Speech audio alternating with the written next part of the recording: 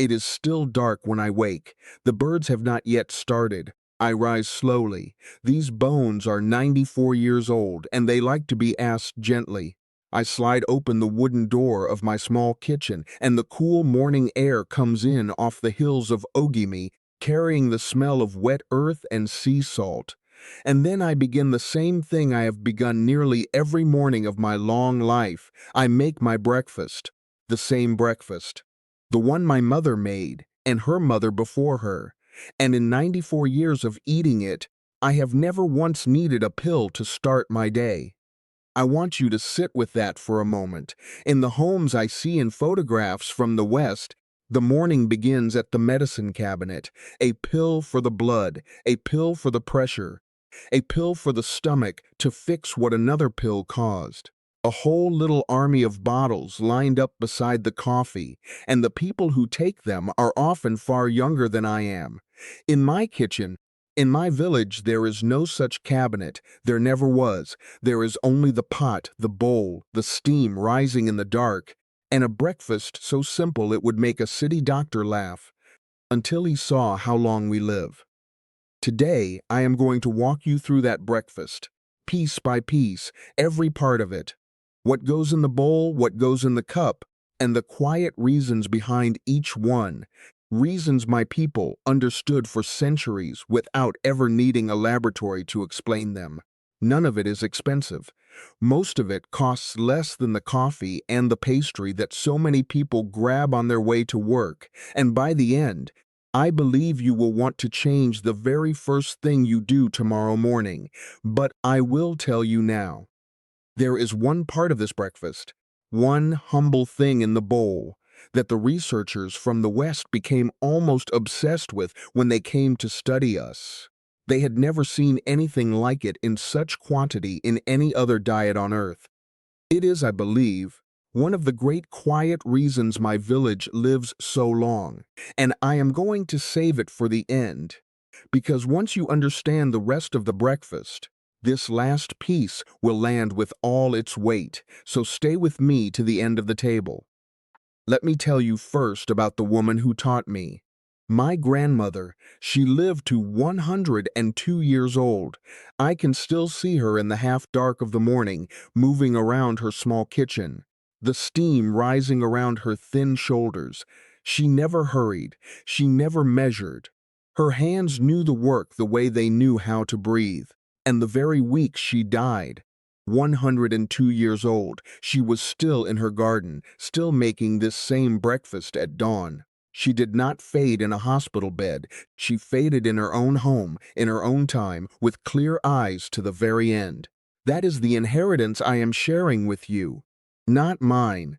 Hers and her mother's, and all the grandmothers of Ogimi going back further than memory.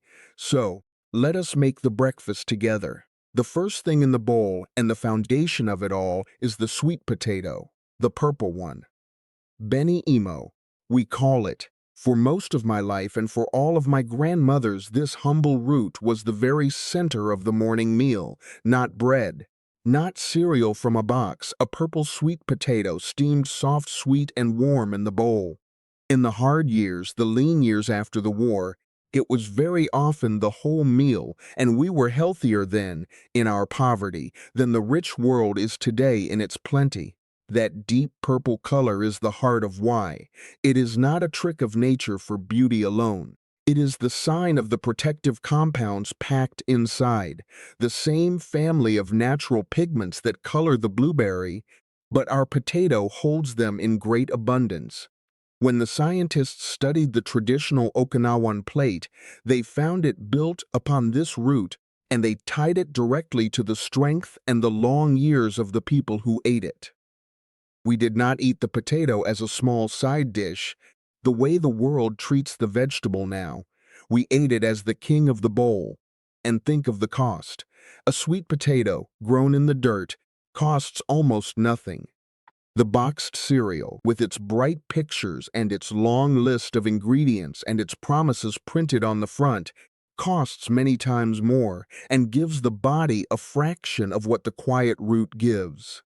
We built our mornings on the cheapest thing in the market, and it helped build the longest lives in the world. That is the foundation.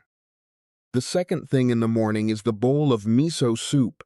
In my village, the day very often begins not with something cold and sweet, but with something warm and savory, a small bowl of miso soup made from fermented soybean paste, with perhaps a little seaweed, a little tofu, a few greens from the garden floating in the broth. It is humble, it is comforting, and it has begun Okinawan mornings for longer than anyone can say.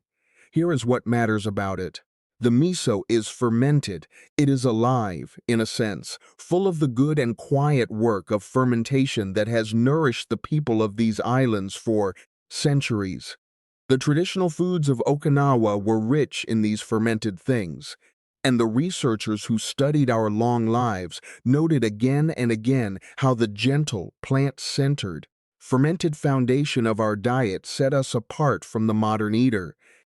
A warm bowl of broth in the morning settles the body and begins the day with something the body knows how to use, and once again, a bowl of miso soup costs a few small coins. Compare it to the fancy breakfast drink, the powder you stir into water that promises to fix your gut, sold to you in a beautiful container for a small fortune.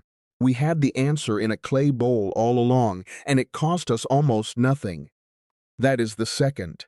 The third thing at the morning table is the green. Always a green. In Ogimi, no meal felt complete, not even the first meal of the day, without something green and living from the garden. A bitter green, a leafy green, often goya, the bitter melon, that nobbled green vegetable that visitors wince at the first time they taste it. We ate it gladly, in the morning and beyond. Its bitterness was not a flaw to us. It was a sign of its strength. My grandmother grew goya on a wooden trellis beside her kitchen door, and she would pick it in the morning, still cool with dew, and bring it straight to the pot. From garden to bowl in the space of a few steps, there was no truck, no warehouse, no plastic, no shelf where the green sat for 2 weeks losing its life. It was alive when she picked it, and alive when we ate it. The bitter melon has been treasured in Okinawan kitchens for generations, eaten for the strength the old people believed it carried. And what does the modern person do instead? They buy a bottle of green powder or a little capsule of greens at great cost to make up for the living green that never reaches their plate. We grew ours by the door for free. That is the third. The fourth thing is not food at all. It is the drink, the tea. Beside every Okinawan breakfast, there is tea, warm in the hand, green tea, and our beloved jasmine sanpin tea, fragrant and gentle, not a great mug of bitter coffee to shock the body awake, not a cold, sweet drink from a can. A warm cup of tea sipped slowly as the light comes up over the hills. I have drunk tea with my breakfast every morning for more than 80 years. It is not a medicine. I want to be honest and careful with you. It is not a cure for anything. It is a rhythm, a small warm ceremony that begins the day in calm instead of in a rush. The body stays watered, the mind stays unhurried, and the small leaves do their quiet, gentle good, the kind the scientists are still slowly coming to measure and understand. And tea, made simply at home from leaves, costs a fraction of the elaborate coffee that people now line up to buy each morning, handing over the price of a good meal for a single paper cup. We had our calm and our warmth for almost nothing. That is the fourth. Now, before I share the last and most important part of this breakfast, the piece the researchers could not stop studying, let me pause for just a moment.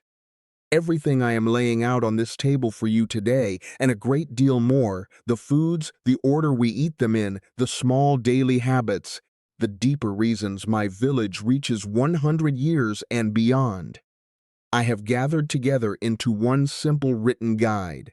I call it the Okinawa Longevity Method. You will find the link to it resting in the description just below this video, and it will cost you nothing at all. I ask only one small thing in return, that you stay with me to the end of this meal, because what I am about to tell you is, I believe, the most important thing on the table. So let us return to the bowl. And let me finally tell you about the thing that made the Western scientists set down their pens and stare. It was not any single magic food. It was something quieter and stranger and far harder to sell. It was how much we did not put in the bowl. Do you remember? Perhaps from another time you heard an old Okinawan speak, the words harahachibu, eat until you are 8 parts out of 10, 80% full. This is the secret hidden inside the breakfast, not what is in the bowl, but the empty space we always left. My grandmother never once filled me up at breakfast. She filled me to enough, and not one bite beyond. We rose from the morning table light, never heavy, never stuffed, with a little hunger still politely waiting, and here is what the researchers found, and why it astonished them. The people of my village, eating this way for their whole lives, took in noticeably less food than the people of the wealthy world. And their bodies, asked to do less, to store less, to strain less, simply lasted longer. They connected this gentle, lifelong moderation directly to our long years and our low rates of the diseases that crowd the hospitals elsewhere. The breakfast that begins in restraint sets the whole day in restraint. We were never taught to overfill. And so we never spent 90 years slowly overwhelming our own bodies, 3 meals at a time. This is the piece no one can sell you. Think on it. There is no product for eating less. There is no bottle, no powder, no subscription, no machine for the simple act of stopping at 80%. A company can sell you more food, more supplements, more pills to manage the troubles that come from eating too much. But no company on this earth can grow rich by teaching you to want less. There is no profit in your restraint. And so the one habit that may matter most of all, the empty space we left in every bowl, is the one habit the whole great machine of money will never, ever advertise to you. That is the secret of the Okinawa breakfast. It is not only what we ate, it is how gently we ate it, and how much room we left, the purple root, the warm broth, the living green, the quiet tea, and around all of it, the wise and ancient restraint of harahachibu, the discipline of enough. And why have you never been told this clearly? For the same reason the sweet potato carries no advertisement and the bitter melon has no marketing department, because no one owns it. No one profits from it. The breakfast that kept my house free of pills for 94 years cannot be patented, cannot be packaged, cannot be sold at a markup on a bright shelf. It can only be grown and steamed and eaten slowly in the quiet of the morning, the way my grandmother taught me and her mother taught her. The truth was always humble. That is exactly why it was forgotten. The loud and the costly drowned out the quiet and the free. But now it sits before you, steaming in the bowl, and you can choose to eat this way, beginning with tomorrow's first light. So let me ask you something, my friend, and I would be glad if you would answer me below in the comments. Of everything on this morning table, the purple sweet potato, the warm miso soup, the bitter living green, the quiet cup of tea, or the empty space of harahachibu, the discipline of stopping at enough, which one surprised you the most? And which one could you bring to your own breakfast table tomorrow morning? Tell me honestly.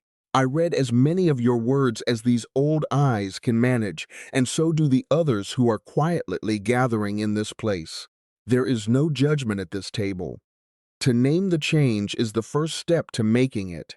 And if this old man's morning words found their way into your heart, then stay with us.